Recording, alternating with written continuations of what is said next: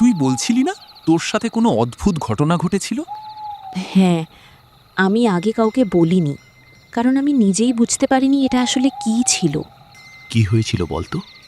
সেদিন রাত 1টা হবে, বাইরে ঝড় হচ্ছিল। আমি একা বাড়িতে বসে পড়ছিলাম। হঠাৎ একটা অজানা নম্বর থেকে ফোন আসে। তারপর?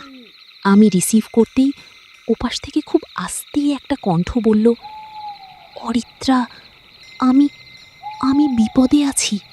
কি ছিল? কণ্ঠটা শুনেই আমি জমে গিয়েছিলাম, কারণ ওটা রাহুলের গলা। কি? কিন্তু রাহুল তো... হ্যাঁ, ও তো 2 বছর আগে মারা গেছে। আমি কাঁপা গলায় বললাম, কি? তুই তুই কি? ও বলল, আমি রাহুল। তারপর কি হলো? আমি কিছু বলার আগেই কলটা কেটে যায়, আর হঠাৎ ঘরটা খুব ঠান্ডা হয়ে গেল। মানে? ঠিক তখনই দরজায় 3বার নখ হলো। ঠক ঠক ঠক। তুই দরজা খুলেছিলি? না, আমি শুধু দরজার কাছে গিয়ে দাঁড়িয়েছিলাম, খুলতে পারছিলাম না।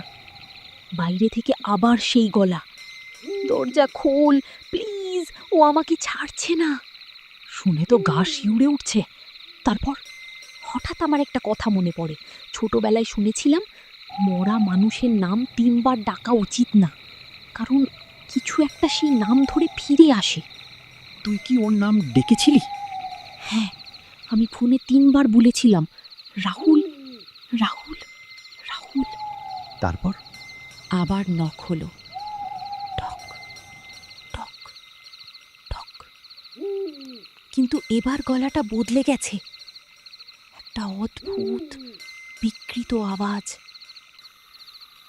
তুমি তো আমাকেই ডাকছিলে, এখন দরজা খুলছো না কেন? আবার নখ হলো। ঠক ঠক ঠক।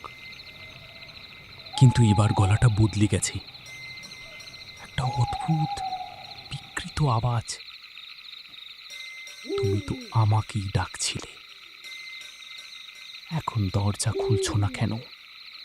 আমি চিৎকার করতে চেয়েছিলাম, কিন্তু পারছিলাম না। ঠিক তখনই দরজার নিচ দিয়ে কিছু একটা ঢুকতে শুরু করলো। কি জিনিস? আমি ঠিক বুঝতে পারিনি। কালো, পিচ্ছিল, অদ্ভুত কিছু।